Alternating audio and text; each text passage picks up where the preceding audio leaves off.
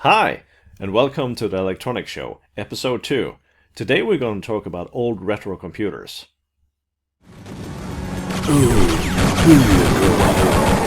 I am not old. I am obsolete. I love collecting computers. You know why? Well, if you take a look at these computers I have right here, you instantly know why. Just look at this really cute small computer here. It's so small it actually fits in the palm of my hand. This is actually a small pocket computer that Toshiba made back in 1996. Can you believe it was that long ago? It's almost 20 years ago. And it's got a color TFT screen. It runs Windows 95. I've heard you can run Windows 98 on it, but I'm not going to chance that because it works perfectly like it is. And I think it's absolutely adorable. It's really small, it's really portable, it has a really good screen, it has a small mouse here as you can see. This is the mouse controller. And it can even run Duke Nukem 3D. Yeah, baby. Shake it. Yeah, exactly. Anyway, and this is the later model called the Toshiba Portigi. It's the 3010 model. On Wikipedia it says 3020. So I guess that's from 1998 or something like that. It sports a Pentium MMX 266 megahertz. This one is a CT70. It's a libretto, and it sports a real Pentium MMX 120 megahertz. The first model was a little bit slower than that. I believe it was a 75 megahertz model. But don't get these computers wrong. These are actually pretty strong. These do not have the mobile versions. This doesn't have the mobile version of the Pentium. There's actually the big red old-fashioned Pentium smack in the middle of the keyboard of this one. If I open it up, you can find it on the internet if you look around for it. You can see it in the inside. So I'm not going to be opening it here. And I got a large collection of these computers because I love collecting these things. They're actually quite useful too. Will you believe I'm actually still using this thing? This thing is nearly 18 years old, and I'm still using it to program microcontrollers. Don't get me wrong, I haven't had this for 18 years. I couldn't afford any of these computers back in my time, because this thing cost around 20,000 Norwegian kroners when I saw it for the first time in 1996 in Norway. And I was pretty young back then, and I couldn't possibly even dream of affording a computer like this. I found this one on a flea market for roughly $15 or something like that. It even came with an interface, so I could plug it up to an external monitor and a modem and stuff like that. This thing I got for roughly $10 on the flea market. It also came with an interface. I lost it somehow, but I found it on eBay, so I still have that interface, so I can program my microcontrollers. It's really excellent for that, actually. It's the 8051 series I'm programming with this one. Alright. Do you want to see the world's first iPad? I bet you do. That's probably why you clicked on this in the first place. I do believe it is actually the predecessor to the world's first iPad. So Apple tried many years ago. Almost 20 years ago. I think maybe even past 20 years ago. It was 1993. Yeah. You Apple fan, you probably already know what I'm talking about. So let's close these computers up and take out the Apple.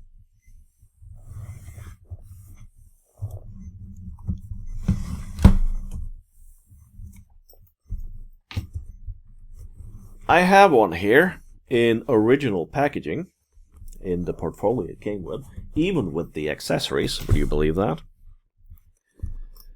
Yeah, let's open this thing up. It's actually brand new. I found this on the flea market too for a small price. I'm not going to tell you because I think this is worth a lot of money. It even comes with the installer driver CD and everything. It has all the adapters to it as well. I have the power adapter. I've already plugged it in here, prepared it for you. And I got an external keyboard here. So just like the iPad, this one also came with a keyboard of itself, so of its own. So it can be plugged into this thing. We're gonna plug it in so you can actually see it works. This is not the very first Newton. This is an Apple Newton. Yes, you can see the Apple logo right there. This is not the first. I have the first models right here. Here it is. This model just happened to come with backlighting. That was the thing back then. I'll see if I can open it up somehow. There you go.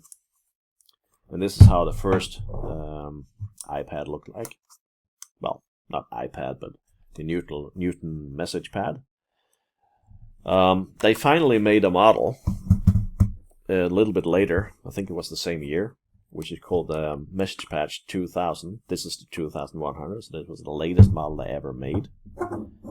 It can stand on its own like this. It even have a built-in stylus like this. Kind of cute, don't you think? And it even have a stand for it, if I can find it somewhere here. Ah, there it is. Wait a second, where is that thing? There's supposed to be a small stand for it here somewhere, where I can plug it in and just let it rest. It's a long time since I used. Oh, there it is. You just pull this thing out, and you can put the stylus in it like that. It's very elegant, don't you think? Let's start it up and see if it works. I probably had to calibrate it, because in the olden days like this, they didn't actually have a memory that could remember it without batteries. So I'm gonna see if I can find the connector. It's here. Alright, there you go. I'm gonna turn it on.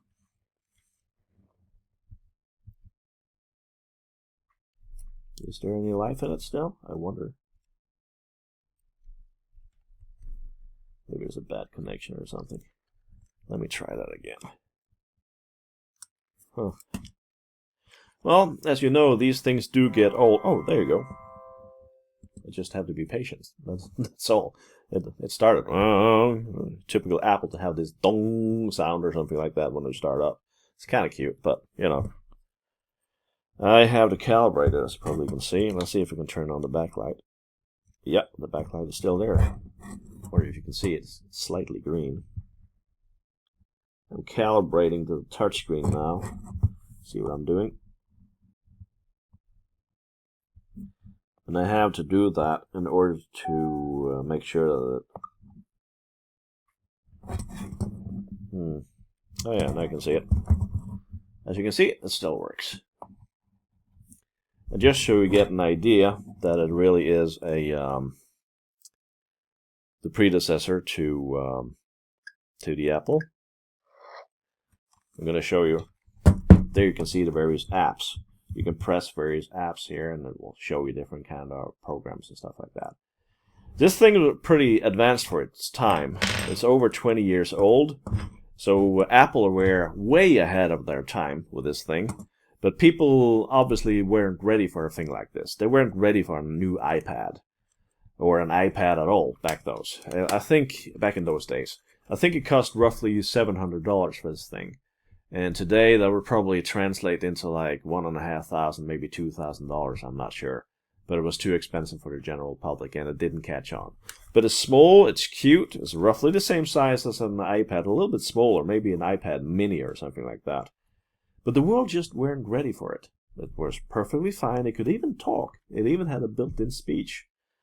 I think that's a software thing, though. But, you know, it worked perfectly well, and it has really good handwriting recognition. Takes a little bit of getting used to. If that wasn't enough, you could always use the keyboard, just like you guys do with the Apple iPad today. So that was kind of fun. I like collecting all kinds of computers. So I have all kinds of computers from that time. Because it's fun. I like to play with it. Here's another one. I actually discovered something interesting about this when I took this out today. This is an Amstrad Notepad. I think this one is from 1993 or 1992. There was a lot of personal computers back then. They all fight for a share in the market.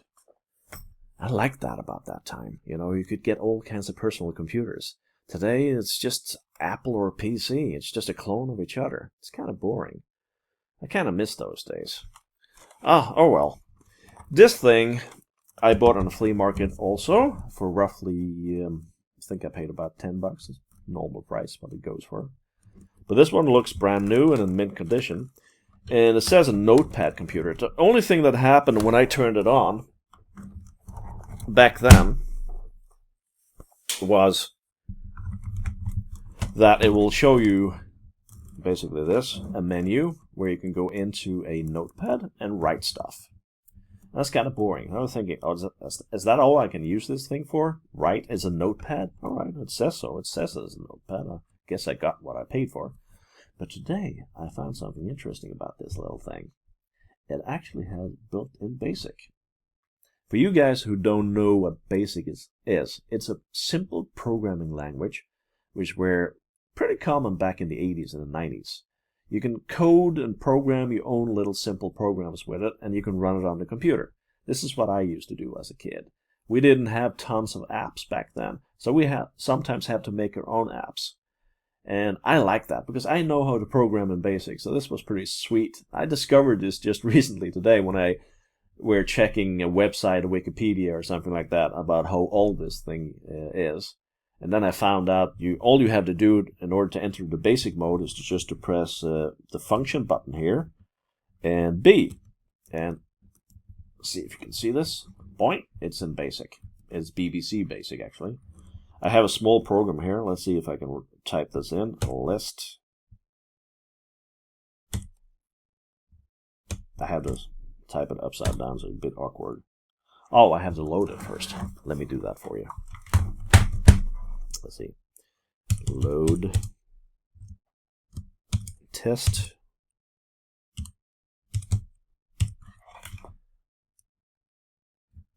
Like this. All right. List. And let's run it.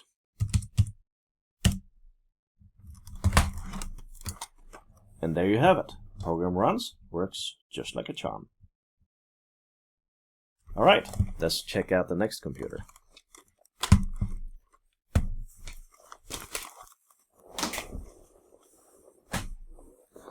Or a whole bunch of computers, for that matter, because we're not going to go into details to all of these computers, because I have a pretty big collection, and we don't have enough time in this show today in order to show all of those things.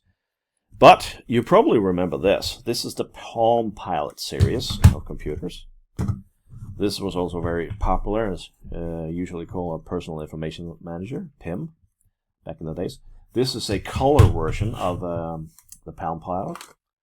As you can see, this has a missing button. That's because this thing used to be my best friend back in the days. It had a color screen with 256 colors. And it's pretty much like your cell phone kids today, you know, you like to play your video games on your cell phones. Because, of course, just like I do, you like to play colorful games. This thing was really expensive. I paid about 5,000 Norwegian kroners back in the days for this thing. But I could play Galaxian on it, and that was really awesome. And it looks just like the arcade game.